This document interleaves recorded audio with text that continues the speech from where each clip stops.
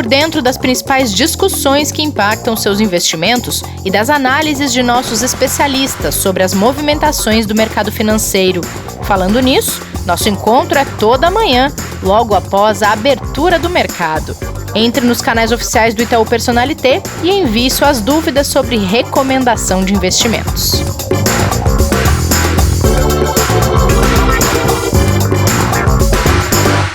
Bem-vindas, bem-vindos ao Investidor em Foco desta quinta-feira, dia 12 de novembro.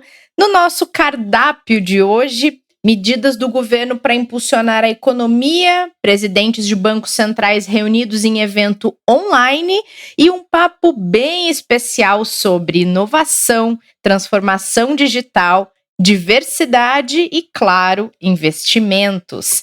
Kleber, tudo bem por aí com você? Bom dia, Rê, tudo bem e você? Tudo bem, tudo certo. Kleber, tenho aqui um super desafio, porque nós no último episódio falávamos muito animados com aqueles 6 dias seguidos de pregão em alta na Bolsa Brasileira. Quer dizer que esse bom humor, ele começou a arrefecer?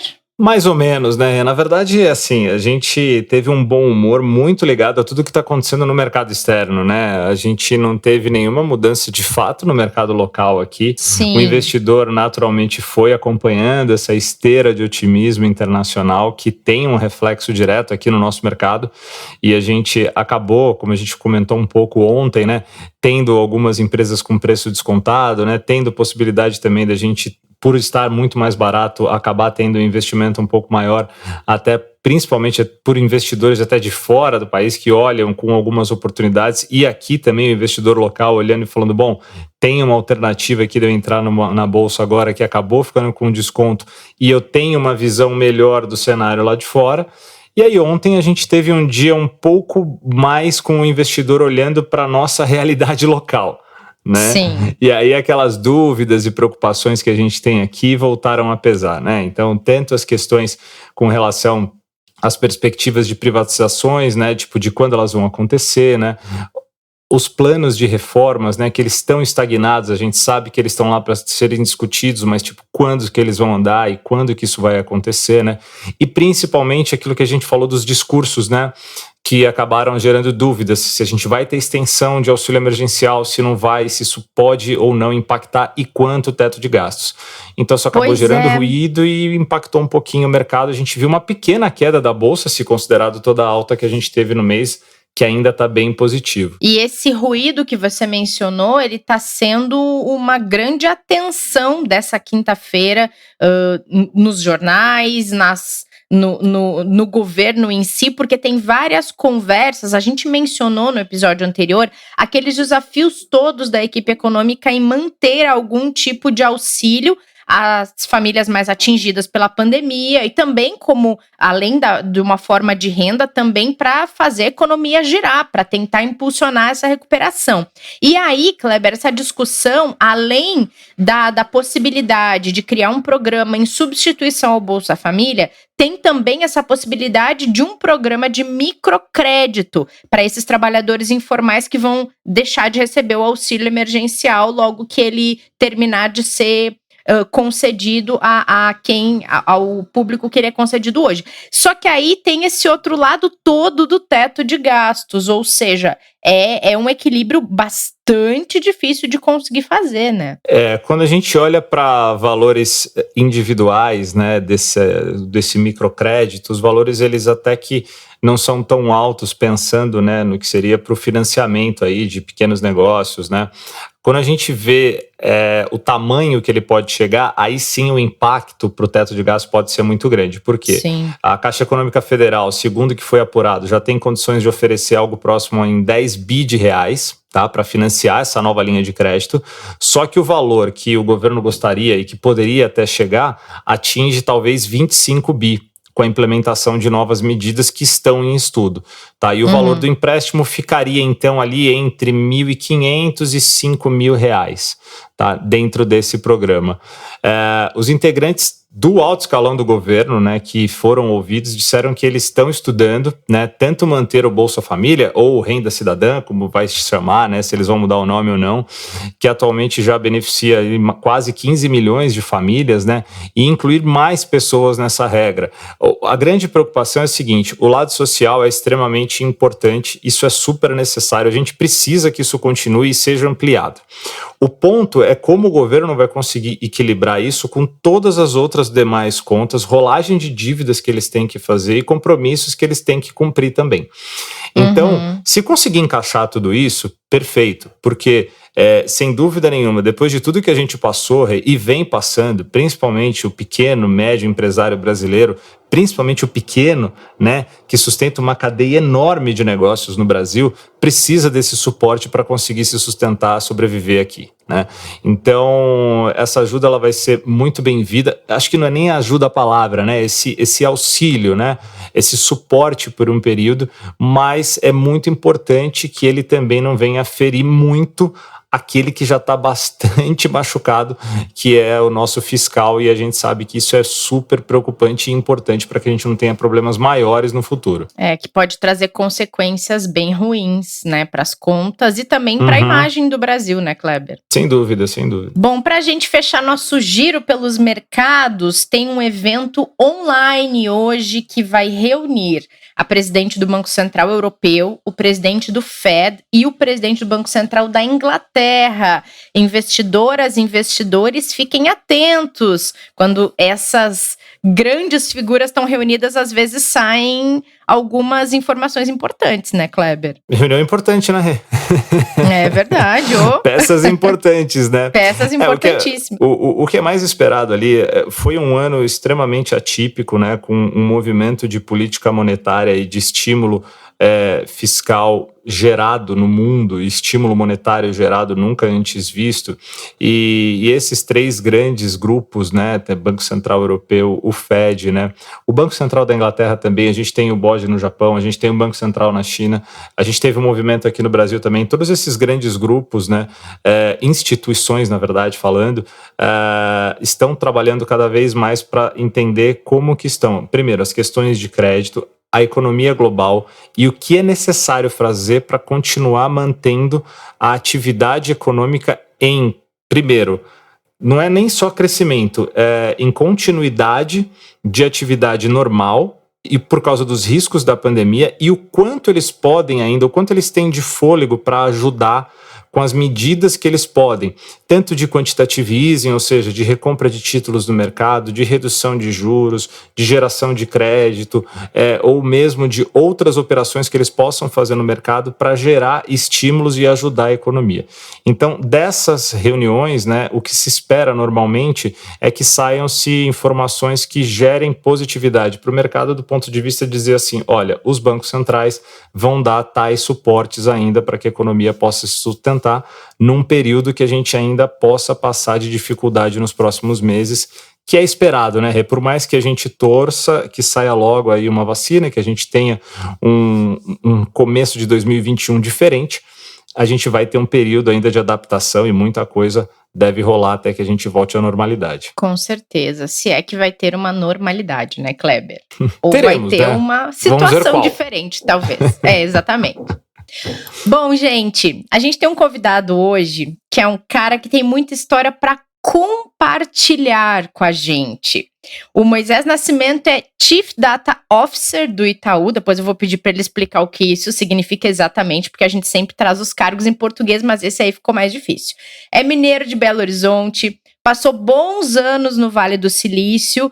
Hoje está à frente da transformação digital do banco e, recentemente, ele foi apontado em um ranking da revista Forbes como um dos 19 inovadores negros que estão promovendo a transformação digital em grandes corporações. Não preciso dizer que a gente vai falar aqui sobre diversidade, inovação, dados. O que isso tudo tem a ver com a experiência de vocês, investidoras, investidores, Então vamos lá, bem-vindo, Moisés, é um prazer ter você aqui no Investidor em Foco, obrigada por aceitar nosso convite. Renata, é um prazer estar aqui com vocês, muito obrigado pelo convite e vamos lá, estou animado com o papo. Obrigado a você, Moisés, seja muito bem-vindo. Obrigado, Kleber. Bom, gente, queria, Moisés, para a gente até conhecer um pouquinho da sua história e tudo mais, saber como você foi parar no Vale do Silício, é um dos grandes desejos de muita gente que trabalha com essa área de tecnologia, de inovação, é passar um tempo lá, conhecer como as coisas são feitas e transitar por aquelas empresas gigantes que estão fazendo essa transformação digital toda que a gente acompanha. E o que de mais valioso você conseguiu trazer de lá para dentro do Itaú? Legal, Renata, muito obrigado pela pergunta. A minha história, como você já começou a contar, né, eu sou de Minas Gerais, onde eu cresci. Ainda na adolescência, né, comprei um computador, comecei a desenvolver sistemas de dados e me apaixonei pelo tema. Dali eu fiz toda a minha carreira em dados, apesar do meu curso superior ter ficado na área de administração de empresas. Então, no final dos anos 90, eu virei consultor internacional, trabalhando em sistemas de alta performance através da América Latina, em vários países, como a Argentina. E em 2005 recebi o convite de vir trabalhar no Vale do Silício, para o startup Salesforce.com, que tinha acabado de sair o IPO e estavam ali num momento de crescimento acelerado. Na verdade, quando eu me associei à Salesforce, a gente estava dobrando de tamanho a cada trimestre. Então foi um momento muito veloz, mas muito rico de aprendizado sobre inovação, sobre tecnologia, sobre dados, sobre design de sistemas. Então, passei ali na Salesforce os primeiros anos da minha carreira no Vale e, a partir dali, eu embarquei na minha carreira executiva dentro do Vale do Silício, toquei uma startup de ciências de dados, depois entrei em outro startup chamado Bill Me Later, que foi comprada pela PayPal e se tornou a parte de crédito da PayPal, e a partir daquela integração eu fui convidado para tocar toda a parte de dados, arquitetura e inovação em dados para o PayPal. Passei quase 7 anos no PayPal, trabalhando ali em Big Data, trabalhos super importantes, como o trabalho de Behavioral Analytics para a centralização do cliente de forma digital. E depois passei 5 anos numa empresa de Life Sciences, trabalhando ali em conectar dados clínicos médicos e dados de gestão hospitalar com dados de pacientes e dados genômicos. Então, ali nós criamos uma plataforma nas nuvens para gerenciar e para acelerar, né, pesquisas clínicas. E é até interessante lembrar que essa plataforma é bastante usada hoje para as pesquisas do Covid. A Pfizer, por exemplo, é um dos grandes clientes da Medidata, apesar de ser menos conhecida, é uma empresa de tecnologia mais de nicho. E aí, que bacana. Com todo esse... Desculpa, vai lá, Renata. Não, só disse que bacana saber dessa conexão e do uso dessa plataforma e dessa tecnologia agora na investigação da Covid. Exato. E, na verdade, tem até um outro ângulo interessante, né? O Itaú doou 1 bilhão, parte desse 1 bilhão que foi doado esse ano para o Todos pela Saúde, foi usado para criar um sistema, né, um data lake completo na nuvem, para ajudar, né, tanto os hospitais brasileiros e as secretarias de saúde a organizar as informações e a fazer os analytics sobre os dados do Covid no Brasil. Então, essa experiência valeu 2 vezes, né? A gente nunca sabe do que a vida espera e quais são os propósitos, né? Então, foi bem bacana. Que bacana, que legal. Bom, isso é uma das coisas que você deve ter trazido do Vale do Silício e da sua experiência toda para dentro do Itaú, né, Moisés? Exato, Renata.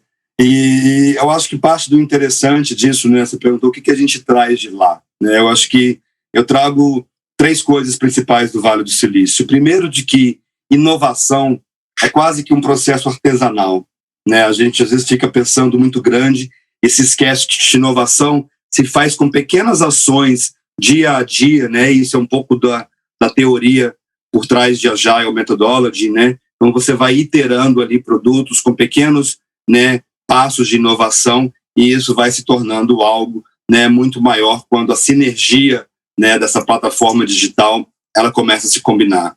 A segunda coisa que eu trago do Vale é que essa questão de inovação ela depende de uma balança muito equilibrada entre a disciplina de execução, né, que a engenharia de software, de dados, de machine learning precisa, e a criatividade, né, a leveza, né, de você trabalhar num ambiente criativo. Então, essa disciplina bem aplicada, com essa criatividade, cria um processo de inovação que fica cada vez mais curto quando ele é feito centrado no cliente. E o terceiro ponto, né, se relaciona à diversidade e inclusão. Então, quanto mais a gente percebe esse shift, né, de fazer o produto e colocar na mão do cliente, ao invés de entender o cliente e aí desenvolver um produto baseado nas necessidades dele e nesse produto desenvolvê-lo e evoluí-lo de acordo com as necessidades do cliente, né, e quanto mais você muda para esse paradigma, mais importante fica o processo de diversidade e inclusão. Então, as empresas que são mais bem-sucedidas nisso são as empresas que mais têm na sua gama de produtos digitais, na sua gama de tecnologia, né, no seu processo de tecnologia, uma inclusão que representa essa base de clientes. Então, a gente tem uma oportunidade muito grande aqui dentro do Itaú e no Brasil, de forma geral, de acelerar a inovação através dessa inclusão. Moisés, e te ouvindo aqui, com toda essa sua história, né, e vindo de setores, né, que estão, obviamente, todos ligados ali em tecnologia, mas aí vindo para um setor financeiro em que segurança é algo que a gente fala praticamente todos os dias com os nossos clientes, né? É uma das principais preocupações, né? E é aquilo que mais traz credibilidade também, uma das coisas que mais traz credibilidade para quem acompanha, né? Para quem aposta, né? Em colocar seus recursos num banco. Tudo isso que você colocou da inovação, da engenharia, da diversidade para a construção de tudo isso que as áreas de tecnologia fazem, né? Como tem sido esse desafio de desenvolver num mundo hoje em que segurança de informação é tão importante e existe uma preocupação tão grande, né, pelo risco que aumentou nos últimos anos por causa realmente desse desenvolvimento? Tem sido esse desafio para você em relação a implementar e colocar isso dentro de uma instituição financeira do tamanho do Itaú? Boa pergunta, Kleber, obrigado. Na verdade, segurança e privacidade são tópicos chaves hoje nesse mundo digital, e quando a gente fala de dados dos clientes, né, e na forma como nós gerenciamos esses dados e como que nós usamos esses dados para acelerar a inovação. Esse processo passa, né, por uma cultura de trabalho ético, né, que o Itaú, uma das coisas que me atrai no Itaú, que me atraiu no Itaú, é essa levada humana e ética que nós temos aqui na nossa evolução constante. Então, acho que à medida que nós observamos o surgimento de leis, né, que regulamentam o uso de dados, como a GDPR na Europa ou LGPD aqui no Brasil, nós observamos cada vez mais duas tendências, né, o que eu acho que são super chaves aqui, que trabalham de lado a lado, né, com o processo de segurança da informação. E ambas tendências são de colocar dentro do desenvolvimento de produtos transacionais dos clientes duas coisas por design. O primeiro ponto é privacidade por design e o segundo ponto é analytics por design. Por que esses dois pontos são importantes e interrelacionados quando se trata de segurança? Porque a privacidade por design vai nos ajudar a entender e assegurar esse dado, né, de forma que ele possa ser transacionado dentro da plataforma do Itaú e seja usado de forma ética, de forma transparente para o cliente. E o Analytics by Design, ele vai diminuir essa distância, né, entre o desenvolvimento de novas features de produto, né, e a inovação, né, porque parte do core, né, do processo Agile é você estar constantemente inovando e você estar mais aberto a um erro aí, né, um aprendizado constante que não pode ser relacionado à segurança. Então, Privacy by Design e Analytics by Design são dois tópicos que andam lado a lado aí com a nossa capacidade de inovar de forma segura. Legal. Muito bom. Agora, Moisés, não tem como a gente falar em transformação digital sem falar em experiência do cliente e sem ter dentro das equipes que estão colocando isso em prática diversidade. E aí, queria entender com você como tem sido esse desafio para a sua equipe. A diversidade tem sido aplicada no seu time e você está conseguindo chegar onde você queria nesse quesito? Com certeza, Renata. Eu falo que pequenas ações colocam grandes transformações em movimento. Eu li essa frase uma vez e sempre a trago comigo. Ano contra ano, né, eu entrei no Itaú em abril do ano passado, em abril de 2019, e nós fizemos um trabalho aqui, na minha opinião, que mais move o ponteiro do ponto de vista de diversidade e inclusão é a educação, né, a iluminação das pessoas, a consciência das pessoas. E nesse contexto, né, o treinamento de vieses inconscientes, porque na maior parte das vezes nós excluímos, não porque queremos excluir, mas porque estamos no automático. Né? Então, à medida que nós conversamos sobre esses vieses, tanto o processo de recrutamento e seleção, tanto o processo de meritocracia, ele começa a ser mais fair para todo mundo. Então, ano contra ano na tecnologia, só para te dar uma ideia de números, né, nós crescemos mais ou menos 400%, né, na nossa equipe de tecnologia, e aí encontramos ali uma ótima oportunidade de influenciar desse ponto de vista de como incluir, né, principalmente, né, gênero, né, raça, LGBT, orientação sexual, pessoas com deficiência. Então nós fizemos um trabalho bastante expansivo dentro da tecnologia e olha que legal, ano contra ano, né, quando nós olhamos os números, nós conseguimos dobrar o número de mulheres que nós contratamos em tecnologia, lembrando que mulheres no mercado do Brasil em tecnologia já é um desafio, né, do ponto de vista sistêmico, né? Eu tenho menos mulheres dentro das universidades fazendo cadeiras de exatas, como ciência da computação ou engenharia. Então, a gente conseguiu dobrar o número de mulheres, e olha que interessante, em raça, nós conseguimos aumentar em 100%, né, ano contra ano, a quantidade de negros, de pretos e pardos que nós contratamos dentro do Itaú. Então, a gente consegue começar aí a acelerar. Esse é um ângulo, tá? É o ângulo humano, o ângulo ético de fazer a coisa certa. Mas tem um outro ângulo também, né, que eu acho que é até interessante, que a gente está conversando aqui sobre investimentos, né, sobre como que a gente trabalha e como a gente entende que empresa, né, terá o maior sucesso, né, que é o ângulo da inclusão dessa diversidade dentro do mercado de trabalho, do ponto de vista de inovação. Então, diversidade e inclusão não é um interesse só humano do Itaú, é um interesse competitivo. Né? E a partir deste momento que nós olhamos no cenário Brasil, hoje em 2020, onde nós temos uma demanda quase que 10 vezes maior do que a oferta de profissionais digitais, né? Diversidade e inclusão abre aqui um leque, né, de bastante oportunidade de como que nós podemos capacitar, né, pessoas para passarem conosco nesse processo digital. E o mais interessante de transformação digital e de tecnologia é que para codar não se precisa de diploma superior.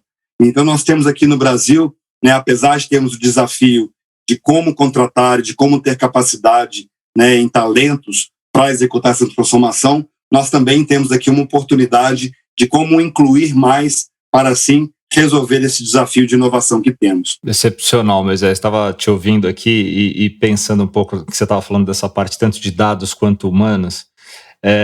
E a gente tem aqui no nosso mundo de investimentos uma discussão há algum tempo que será que em algum momento a gente vai ter praticamente só robôs rodando, né? E a gente vai ter as pessoas fazendo seus investimentos praticamente sozinhas, sem nenhum analista, sem nenhum especialista, sem ninguém ali dando consultoria, né? E eu ouvi em um dos seus, eu não lembro agora se foi podcast ou uma das suas entrevistas, em você falando que para o americano já está no DNA dele o estudo de dados, né? Eles já crescem, me corrija se eu estiver errado, eles já crescem com essa cultura, né, de olhar para a informatização, olhar para a tecnologia, olhar para o desenvolvimento, e a gente ainda está alguns passos atrás, né? Mas pensando nesse desenvolvimento e pensando nesse mercado de investimentos, queria saber da sua opinião, assim, como que você enxerga isso para o mercado de investimento? Até quanto você acha que num mercado como esse, e aí pode até incluir a própria diversidade nisso também, mas você entende que os dados vão e são suficientes para atender as pessoas, para atender o investidor, e o quanto as pessoas ainda vão continuar sendo necessárias nesse mundo? Porque alguns serviços talvez os dados consigam atender quase que 100%, codificando ou não, né? Mas outros ainda, as pessoas são ou não necessárias aí para o futuro, cara? As pessoas são sempre chaves, Kleber. Eu sempre brinco, né? A Hollywood gosta muito de colocar os robôs como os vilões do nosso futuro, e eu gosto muito de pensar nos robôs como os heróis do nosso futuro. E por que isso? Porque, na verdade, hoje nós temos, né, uma grande gama, uma grande parte da população trabalhando, né, em funções repetitivas, em funções robóticas, né, entre aspas aqui falando. Verdade. E sobra pouco tempo para ser humano, né? Então eu vejo aqui com uma perspectiva super positiva, né, que inteligência artificial, robótica, todas essas conversas sobre como é que vai evoluir daqui para frente, eu vejo isso de forma bem positiva, tá? Eu acho que os robôs vão nos ajudar a ficar mais informados, né? Vão nos ajudar a tirar todo o processo repetitivo, né, da mão dos seres humanos, para que os seres humanos possam, então, colocar aqui a sua pitada, né, de emoção, a sua pitada de paixão, a sua pitada de compaixão em todo o processo que a gente trabalha. Então, para mim, observando aqui as diferenças entre os mercados, eu acho que o mundo, né, eu acho que transformação digital acelera ainda mais a globalização. Eu acho que o mercado de investimentos é um mercado que vai estar sendo cada vez mais direcionado por dados de inteligência artificial, mas eu acredito que a melhor AI é o AI que é construído de forma colaborativa com entendimento humano. Porque o dados de analíticas, a inteligência artificial, ela não é boa em tudo, né? Ela não é boa, por exemplo, na ambiguidade, né? Então, quando a gente fala de investimento, de decisão, de portfólio, de momento de vida, e todas essas questões, eu posso criar score para todas, né, dentro de uma modelagem de dados. Mas um toque humano ali de um investidor, de um suporte, de um analista, que vai entender melhor o seu risco, eu acho que vai ser sempre como um bálsamo aí, né, no mundo tão informatizado. Bela palavra. Boa, legal. Legal, gostei também. Agora, Moisés, eu quero aproveitar sua presença aqui. A gente tem conseguido, e é uma coisa muito legal que esse podcast ele tá criando, que a gente tem conseguido trazer assuntos que nem sempre são mercado financeiro e investimentos e finanças e educação financeira, mas assuntos relacionados à nossa vida no geral, à sociedade em que a gente vive, para tentar também mostrar que cuidar do seu dinheiro, cuidar da sua saúde, cuidar da sua casa, da sua família, essas coisas todas elas estão relacionadas, né, para cada pessoa de uma maneira combinada. Não, falar em dinheiro, em finanças, não tem que ser algo à parte, mesmo que as pesquisas hoje em dia ainda mostrem que as pessoas têm muito medo, sim, de falar desse assunto. E aí, fugindo um pouquinho dele, e aproveitando que a gente começou a falar sobre essa questão de diversidade e a importância dela estar presente, inclusive, nos investimentos, estava lendo a matéria que você foi um dos personagens da Forbes sobre pessoas negras que estão tocando esse processo de inovação em grandes companhias. O Itaú é o maior banco da América Latina. E nessa matéria, você diz o seguinte... elevei e promovi muitos negros e mulheres nos últimos 15 meses de Itaú, e você diz, sou homossexual, negro, nasci pobre, tenho vários ângulos de diversidade que se aplicam a mim. E aí eu queria ouvir um pouquinho de você. Hoje você tem um cargo executivo, você tem um cargo alto, você consegue ajudar a trabalhar essas questões dentro da empresa e fazer a diferença. E queria ouvir um pouquinho de você, o que foi de difícil na sua trajetória, que você conseguiu superar, até como forma de inspirar outras pessoas. Bacana a pergunta, obrigado, Renata. Foi uma jornada longa, tá? Aí, às vezes, eu levo tudo muito no bom humor, né? Acho que a minha vida, a minha carreira, o meu sucesso acho que tem dois ângulos importantes, uma é resiliência, né, e o outro é a leveza, é o bom humor com o qual a gente leva tudo. Eu saí de um Brasil, né, que não falava desses tópicos, né, que não falava de racismo, que não falava de machismo, que não falava de homofobia de forma aberta, né. Então, quem sofria, normalmente sofria calado, né, então a gente não tinha muito espaço para o diálogo. E quando eu cheguei no Itaú, né, e quando, na verdade, até antes de chegar no Itaú, nas minhas entrevistas com o Conselho Administrativo e Executivo do banco, né, ainda lá dos Estados Unidos para cá, eu comecei a entender que, né, essas modificações, nos últimos 20 anos que eu fiquei fora, que a gente já tinha um espaço para esse diálogo no Brasil. E o espaço do diálogo é chave para a evolução, né? Sem comunicação, sem entendimento, nós não conseguimos evoluir de um ponto para o outro.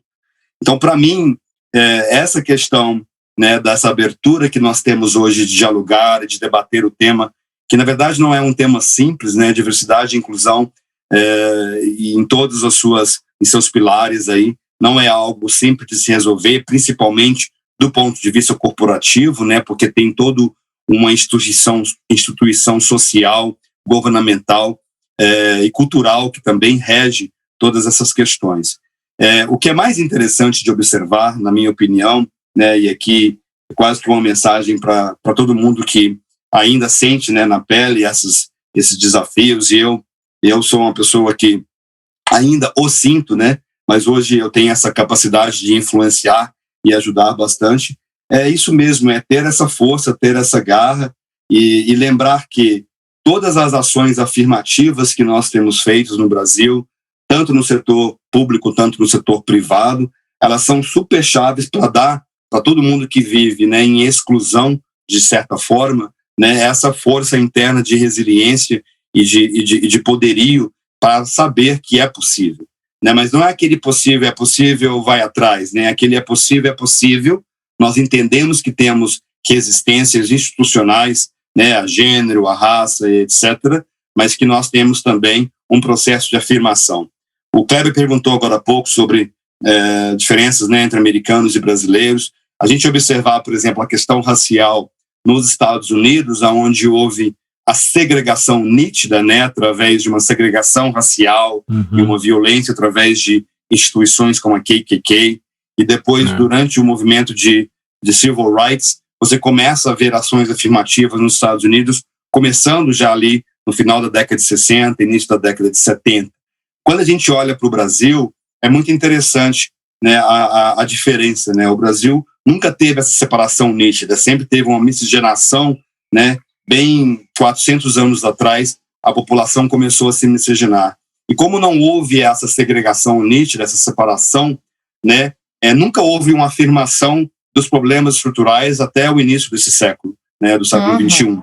Então, nós vemos aqui o Brasil entrando nessa conversa de forma tardia, mas o Brasil, apesar de entrar na conversa de forma tardia, o Brasil tem uma capacidade imensa, né, não só por ser esse gigante econômico, né, que às vezes adormecido, né, não só por ser esse gigante econômico, mas por ser este país que tem, né, da sua população, a maior parte sendo, né, de origem afrodescendente.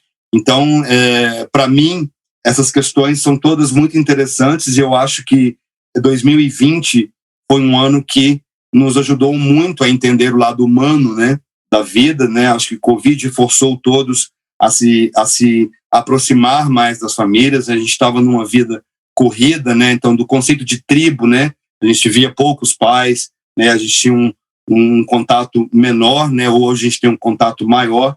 E eu acho que isso tudo vai se somar, né? Tecnologia, né? Essa digitalização, esse processo humano da diversidade, da inclusão. Eu acho que vai levar a população mundial, apesar, né, do cenário ser um pouco assustador agora e negativo, mas eu sou um eterno otimista e eu acho que a gente está no caminho certo. A luta é de todos. E um outro ponto que eu sempre falo não queremos excluir, né, o homem branco hétero, né, que das questões de diversidade aqui, e lembrar, né, que se eu sou homem, eu posso fazer algo pela inclusão de gênero, se eu sou hétero, eu posso fazer algo para a inclusão LGBT+. Eu sou branco que eu posso fazer algo pela inclusão do negro, né? Então, o poder está na mão de todos, né? Então, todos podemos agir juntos e assim criar algo que seja competitivo, que tenha espaço para o crescimento material e financeiro, né? Não existe nada de errado com isso, mas que também exista espaço para o crescimento humano, para o crescimento espiritual de todos. Muito bom, Moisés. Obrigado mesmo. Para a gente encerrando aqui, mas como a gente tem aqui os ouvintes e as ouvintes também buscando entender dos nossos convidados, né, um pouco sobre a questão de qual é a relação deles com investimentos, né, com questão de planejamento financeiro. A gente queria só que você desse uma pincelada aí, como que é a relação do Moisés com educação financeira, com planejamento financeiro ao longo da vida, hoje, como que tem sido isso para você? E o que você pode passar de dica, de repente, aí para o pessoal? Fica à vontade. Legal.